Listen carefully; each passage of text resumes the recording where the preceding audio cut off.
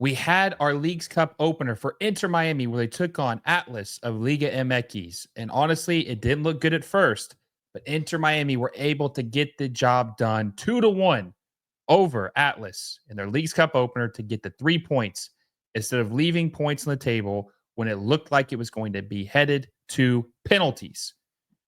So let's talk about this game. Let's break it down. Let's see who did well, who did bad, and where is Inter Miami going forward after this match.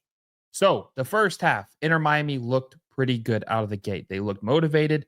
They looked like they weren't chasing the game, but they were trying to score as many goals as they could. They were really pressing. They had that extra energy, the umph, right? And then after 10 minutes, they started to look very, very flat. They looked sloppy. They didn't look like their normal self. And I have to preface this. This was also Rodrigo De Paul's debut match for Inter Miami. Some people didn't think he was going to be able to play at all. Then that got elevated to he's going to be able to play off the bench. And then right before the game started, it was announced that he would be starting, and he played a full 90 minutes in his first ever game with Inter Miami in Leagues Cup, which was impressive. But we'll get to him in a little bit, okay? Hey, if you're enjoying the video, make sure you give it a like down below and subscribe to the channel if you haven't already. Our goal is to hit 10,000 subscribers by the end of this year. With your help, I know we will reach that goal. So make sure you subscribe if you haven't already and hit that little bell notification so you never miss any of our videos. Now, back to the video. So Inter Miami looked very flat after the first 10 minutes. And Atlas looked like they were really just trying to be a thorn in the side of Inter Miami, try to make this game ugly and sloppy and try to get it to penalties and try to get the result. They weren't trying to score on Inter Miami or trying to get into a scoring match with them. They were trying to get this into penalties, which if you tie after regulation, there is no extra time. The game goes directly to penalties. The winner of the penalties gets 2 points. The loser of penalties gets 1 point. That's what they were banking on. That's what they were trying to do. Now, Inter Miami had a lot of frustrating play in the first half. And the worst player of the first half, in my opinion, and the worst player of the game was Tadio Ayande. Tadio Ayande was just playing so sloppy today. He had too heavy of touches. His crosses were bad. He was turning the ball over. He is just not good enough for what they are expecting, what they need on the right side of the pitch.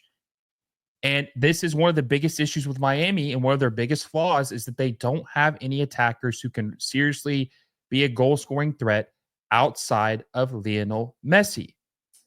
And if they want to be able to win a tournament like this, if they want to be able to win MLS Cup, that is going to have to change. They can't just be dependent on Messi, no matter how good he is.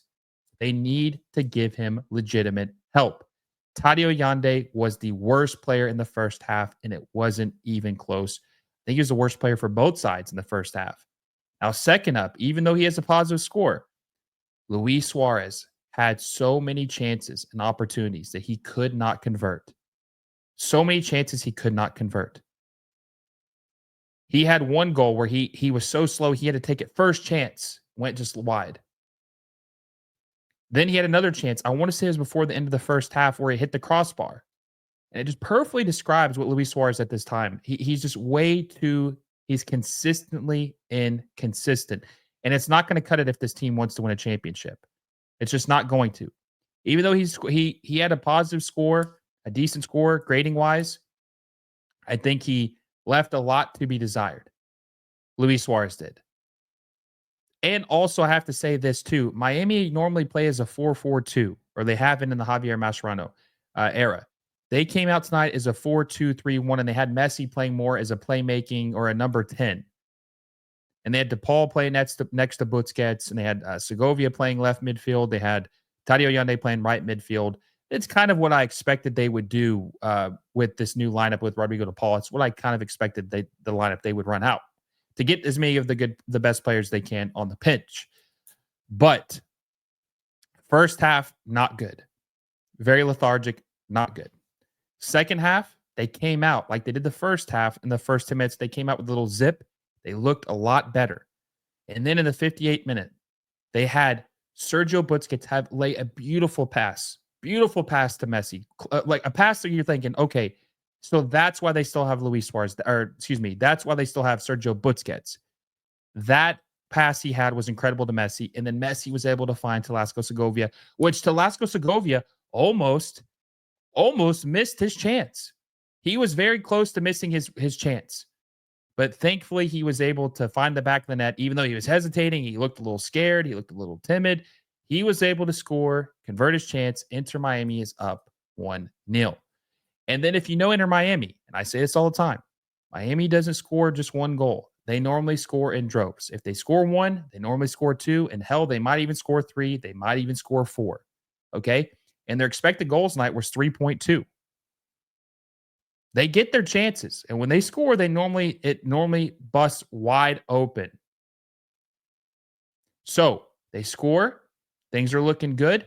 It forces Atlas to change, because if you saw the map of like where the players were for Atlas, most of their players with the ball, without the ball, was in the middle of the field, because they were trying to clog the middle and take Messi away to make them play out wide, which is Miami's weakness.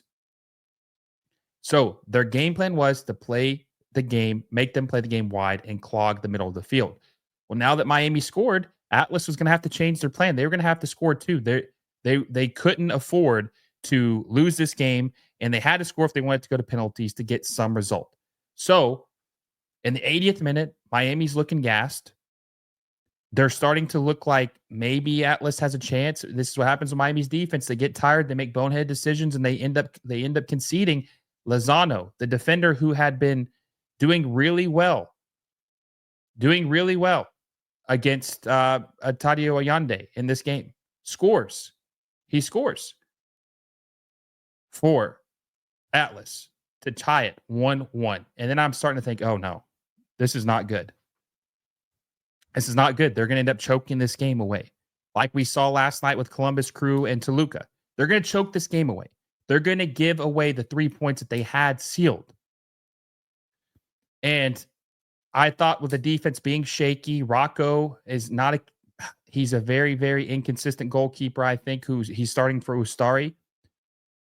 I thought this is not good. This is a bad trend.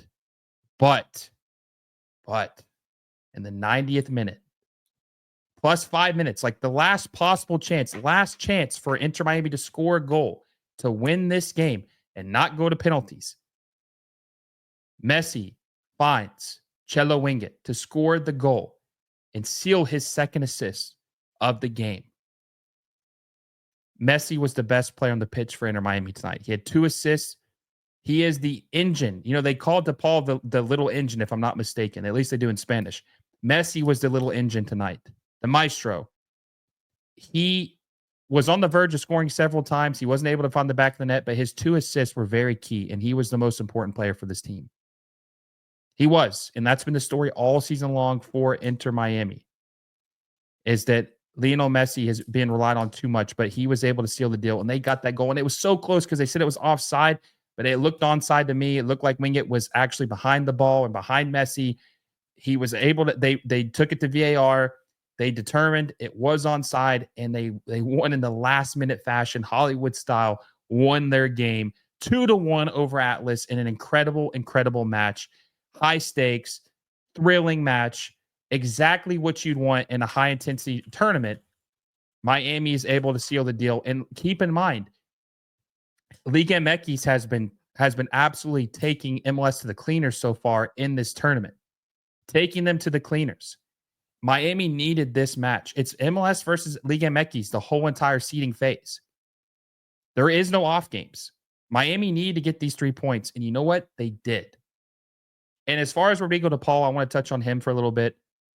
I think he had a good game with all things considered. We're talking about a guy who maybe wasn't even going to play today. He wasn't even going to, start today. He ended up starting. He played a full 90 minutes. And maybe he wasn't completely noticeable, but he wasn't unnoticeable. Like, he did what he had to do. He's gelling with his new teammates. He's trying to get fit. I think with all things considered, he had a solid game. He had a solid game for Inter Miami. He had a solid game, and you saw the promise. You saw the ability of what could be when he's fully integrated into this team, and he learns his teammates' moves and has chemistry with his teammates. It's only going to get better from here. It's only going to get better from here. And Inter Miami is going to play Necaxa next. Necaxa just beat Atlanta United 3-1 tonight. Necaxa looks like they're a pretty good team. They're going to play Saturday, August 2nd. In a couple days, that's going to be a tough game for them to win. They're going to have to play much better than they did tonight against Atlas if they want to win that match. They're going to have to play better against Necaxa if they want to win that match. But entertaining game, all over the place, high drama, very, very, had me on the edge of my seat. Inter Miami able to get the deal done. Let me know what you guys think about this win. Was it a bad win? I mean, I guess there's not really any such thing as a bad win. A win is a win. But are you feeling confident in Inter Miami heading into their next match after this game against Atlas? Or are you having reservations about them and thinking, oh man, they might be in trouble? Let me know down below. And also let me know, who was your player of the game for this match? I'm curious. Mine was Messi. Who was your player of the match? Guys, I hope you enjoyed this. Leagues Cup is just starting. It's going to be very interesting. It's going to be very fun. We will see who wins. New format, new champion this year. Just beginning. Exciting. Hope you guys enjoyed this video. If you did, make sure you give it a like down below. Subscribe to the channel if you haven't already. And hit that little bell notification so you never miss a video. Until next time, I'll see you all soon.